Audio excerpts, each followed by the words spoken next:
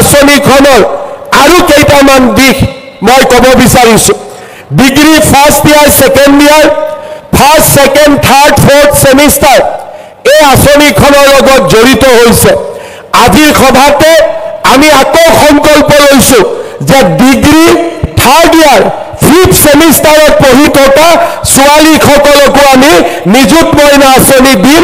সেই সংকল্পও আজি আমি ইয়াতে ঘোষণা কৰিছোঁ। পলিটেকনিক আৰু ITI যিসকল ছাত্ৰী অধ্যয়ন কৰি আছে, পলিটেকনিক আৰু ITI যিসকল ছাত্ৰীয়ে পঢ়ি আছে, তেওঁলোককো আমি নিযুত মইনা আঁচনি দিয়াৰ বাবে আমি সিদ্ধান্ত গ্ৰহণ কৰিছোঁ। ইয়াৰ ফলত নিযুত মইনা আঁচনিয়ে আৰু 1 লাখ কন্যা সন্তান ধৰ্মৰে নহওক কিয় 7 বছৰ জেলত থাকিব লাগিব। বোলে মোৰ ধৰ্মই তাক অনুমতি দিয়ে, আপোনাৰ ধৰ্মৰ অনুমতি দিব, কিন্তু হিমন্ত বিশ্ব শৰ্মা বিজেপিৰ চৰকাৰে কাকোৱে দ্বিতীয় বিবাহৰ বাবে তৃতীয় বিবাহৰ বাবে অনুমতি নিদিব। এইখন অসমত নাৰীৰ মৰ্যাদা, ছোৱালীৰ মৰ্যাদা আমি শেষ পৰ্যায়লৈকে ৰক্ষা কৰিম। আমি আৰু দুটা নতুন আঁচনি আনিছোঁ। এটা হৈছে মেট্ৰিক পৰীক্ষা। যিসকল ছাত্ৰ ছাত্ৰীয়ে এই বছৰ মেট্ৰিক পৰীক্ষা দিব, তেওঁলোকে যাতে কিতাপ পত্ৰ কিনিব পাৰে, পৰীক্ষাৰ বাবে নিজক সাজু কৰিব পাৰে। 15 নৱেম্বৰৰ পৰা মেট্ৰিক পৰীক্ষা নোহোৱালৈকে আমি তেওঁলোকক মাহত 300 টকাকৈ তেওঁলোকৰ একাউণ্টত আমি দি যাম, যাতে কোনো এগৰাকী ল'ৰা ছোৱালীয়ে টকাৰ অভাৱত নোট এখন কিনিব নোৱাৰাকৈ থাকে, কিতাপ এখন কিনিব নোৱাৰাকৈ থাকে। আজি নিযুত মইনা আঁচনি পোৱা ছাত্ৰীসকলক মই কি দিম নকওঁ, ফেব্ৰুৱাৰী মাহত মই আপোনালোকক আৰু এটা উপহাৰ দিম, যিটো উপহাৰে আপোনালোকক পঢ়িবৰ বাবে আৰু বেছি উৎসাহিত কৰিব। আজি মই নকওঁ, সেয়া মই ফেব্ৰুৱাৰী মাহত আপোনালোকক নিজে নিযুত মইনা আঁচনিৰ লগত আৰু এটা ভাল উপহাৰ মই আপোনালোকলৈকে পঠাম, যাতে আমি সকলোৱে নিজৰ পঢ়া শুনাত আমি সকলোৱে ধৈৰ্য আৰু মনোযোগেৰে সৈতে আগবাঢ়ি গৈ থাকিব পাৰিম।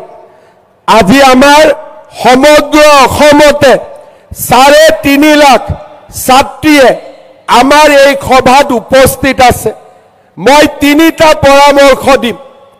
আমাৰ অসমত এটা ধাৰণা আছে যে ঘৰত যদি ছোৱালী, সেই ছোৱালীক আমি সোনকালে বিয়া দিব লাগে।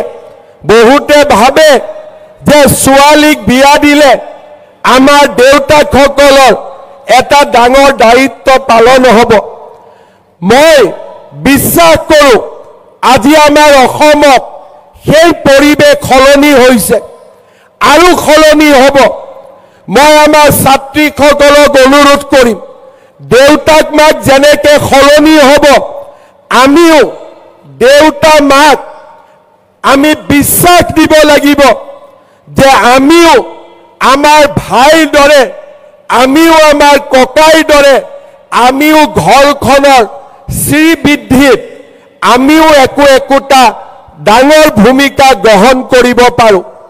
সেইকাৰণে আমি সদায় আমি আমাৰ পিতৃ মাতৃৰ প্ৰতি দায়বদ্ধ হৈ থাকিম। জীৱনৰ সকলো মুহূৰ্ততে আমি মনত ৰাখিম যে মোৰ দেউতা আৰু মাৰ মৰমৰ বাবে, মোৰ দেউতা মাৰ পৰিশ্ৰমৰ বাবে মই আজি কলেজত পঢ়িব সুবিধা পাইছোঁ, আৰু এই সুবিধা গ্ৰহণ কৰি মই নিজক একোটা সুস্থ আৰু নিজৰ ভৰিত থিয় হ'ব পৰা মানৱ সম্পদলৈ সৃষ্টি কৰিম। আৰু মোৰ দেউতা মা, মোৰ পৰিয়াল আৰু মোৰ সমাজখনৰ আগবাঢ়ি যোৱাত, শ্ৰীবৃদ্ধি হোৱাত মই সহায় কৰিম। মোৰ মৰমৰ ছাত্ৰীসকল, এইখন আমাৰ অসম, এইখন অসম আমি বহু দূৰ আগুৱাই লৈ যাব পাৰোঁ। এইখন অসমত আজি আমাক এটা পৰিৱেশ লাগে, যি পৰিৱেশত আমি স্নেহৰ কথা ক'ব পাৰোঁ, মৰমৰ কথা ক'ব পাৰোঁ, এখন আত্মবিশ্বাসী ৰাজ্য হিচাপে আমাৰ ৰাজ্যখনক সৃষ্টি কৰিব পাৰোঁ। আজি আমাৰ সমগ্ৰ অসম নেতিবাচক চিন্তাৰে পৰিপূৰ্ণ হৈ থাকে। এছাম হতাশগ্ৰস্ত লোকে নেতিবাচক চিন্তাৰে সমাজখনকো হতাশগ্ৰস্ত কৰিব খোজে। মই বিশ্বাস কৰোঁ সেই নেতিবাচক চিন্তাৰ বিপৰীতে আমি অসমত এছাম ইতিবাচক চিন্তা কৰা মানৱ সম্পদৰ আমি ধ্বজা আগুৱাই লৈ যাব লাগে। আন্ধাৰ সকলোৱে দেখে, কিন্তু আন্ধাৰৰ মাজত কোনোবাই যদি মিঠাতেলৰ চাকি এটাও জ্বলাব পাৰে, সেইজনেই হৈছে আলোকৰ সন্ধানী, সেইজনেই হৈছে ইতিবাচক চিন্তাৰ ধ্বজাবাহক। আমাৰ চাৰিওফালে যদি নেতিবাচক চিন্তাই আমাক ব্যতিব্যস্ত কৰি তোলে, তাৰ মাজতো আমি চাকিৰ পোহৰ বিলায়ো সমাজখনক আলোকিত কৰি ৰখাৰ বাবে আমি চেষ্টা কৰিম। সেই সংকল্পও আমি নিশ্চয় গ্ৰহণ কৰিম। তৃতীয়তে, আজি আমি যিসকলে হায়াৰ ছেকেণ্ডাৰী পঢ়িছোঁ, ডিগ্ৰী পঢ়িছোঁ, আমি সকলোৱে সিদ্ধান্ত ল'ম যে শিক্ষা শেষ নকৰালৈকে আমি বিবাহত আবদ্ধ নহওঁ। আমি শিক্ষা শেষ কৰি নিজকে আত্মবিশ্বাসী কৰি নিজৰ ভৰিৰ ওপৰত নিজে থিয় দি তাৰ পিছত আমি বিয়া কৰিম আৰু দেউতা মাক আমি গৌৰৱান্বিত কৰিম।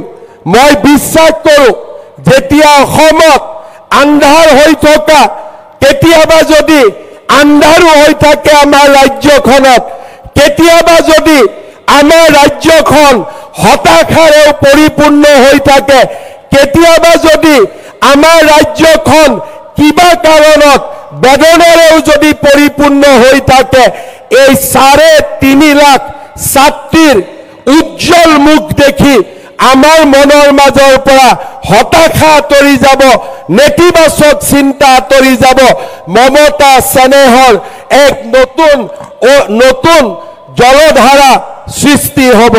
পুনৰ এবাৰ মই অসমৰ প্ৰতিগৰাকী নিজৰ পিতৃ মাতৃকো মই মোৰ প্ৰণাম জনাইছোঁ। আমি অসমত উচ্চ শিক্ষাৰ এক নতুন দিগন্ত ৰচনা কৰিম। 3খন মেডিকেল কলেজ